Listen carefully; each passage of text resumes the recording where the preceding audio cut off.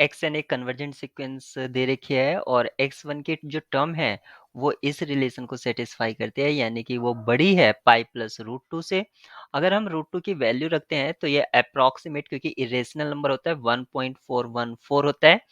इसका मतलब है एक्स वन आपका ग्रेटर देन होगा, अगर हम इसको 1.5 कंसिडर कर लेते हैं तो पाई प्लस 1.5, एक्स वन इससे बड़ा है मान लेते हैं। और x2 जो है वो क्या होगा, x2 होगा हमारे पास पाई प्लस इसके रूट ऑफ x1, यानी कि पाई प्लस 1.5 माइनस पाई, और ये इसके रूट के इनसाइड था। यहाँ से पाई कैंसिल आउट हो जाएगा। 1.5 का जो स्क्वायर रूट होगा वो अप्रोक्सीमेट आपका 0.9 के अराउंड होगा, यानी कि आप इसको 1 कंसिडर कर सकते हैं। तो ये हो जाएगा पाई प्लस 1। x2 जो आपका ग्रेटर है पाई प्लस 1 है, x1 आप यहाँ पर देख सकते हैं।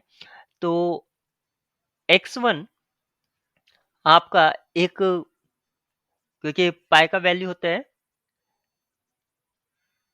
3.14 अराउंड, तो ये जो है आपका लगभग 4 से बड़ा है। x2 जो है वो आपका लगभग 3.5 से, यानी कि 3.5 से बड़ा है। इस तरह से आप कंसिडर कर सकते हैं। इस तरह से आप यहाँ पर देखेंगे ये डिक्रीज होता जा रहा है, तो xn आपका और भी डिक्रीज होगा।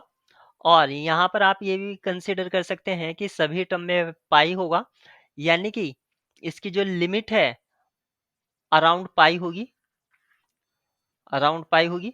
अब हम इसकी एग्जैक्ट वैल्यू क्या है लिमिट की वो फाइंड आउट करेंगे, क्योंकि लिमिट तो यूनिक होगा। यहाँ पर एक चीज और याद रखेंगे कि अगर किसी सीक्वेंस की लिमिट किसी दो नंबर ए और बी के बीच में लाई कर रही है तो उसकी लिमिट भी इन्हीं दो नंबर के बीच में लाई करेगी। इस कंसेप्ट का हम यूज करेंगे। तो हमें इतना तो पता चल गया है कि पाई के आसपास ही इसका लिमिटिंग वैल्यू आएगा।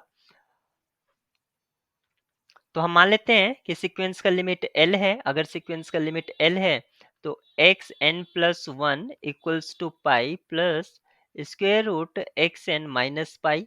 इसका लिमिट क्या हो जाएगा, L equals to pi plus square root L minus pi. मैं इस वाले पाई को लेफ्ट लेफ्ट साइड में ट्रांसपोज कर देता हूं, तो ये हो जाएगा L minus pi equals to square root L minus pi. और अब मैं दोनों साइड इसको स्क्वायर कर देता हूं, L minus pi whole square equals to L minus pi.